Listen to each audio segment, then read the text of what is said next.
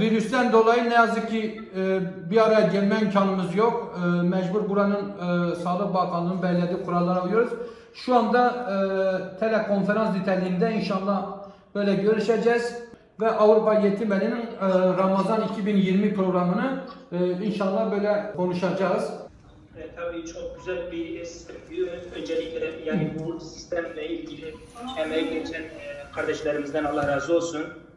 Allah-u Teala kendilerine hem bu dünyada hem öbür dünyada inşallah bu yapmış olduğu bu emeklerine karşı ecirlerini inşallah kat be kat versin ki bu güzel bir hizmettir.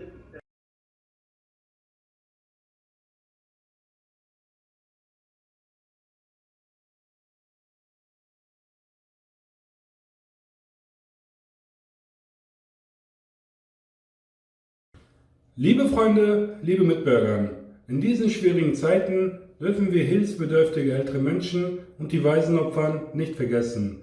Unser Motto ist es, das Leben ist zusammen schön.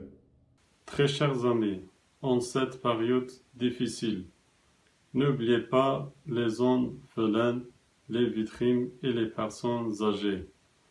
Nous disons aussi la vie est belle ensemble. Değerli hayırseverlerimiz, bildiğiniz gibi Allah-u Teala izin verse 24 Nisan'da Ramazan ayı başlamış olacak. Zor bir dönem, zor bir süreç yaşıyoruz. Tüm insanlığın etkilendiği bu dönemde biz de Avrupa Yetim Evi olarak diyoruz ki zekatlarınızı, fitrelerinizi, hayır hasanatlarınızı, gıda paketlerini yaşlı, yetim ve mağdurlara ulaştırmak için Avrupa Yetim Evi'ni köprü kılabilirsiniz. Hayat birlikte güzel.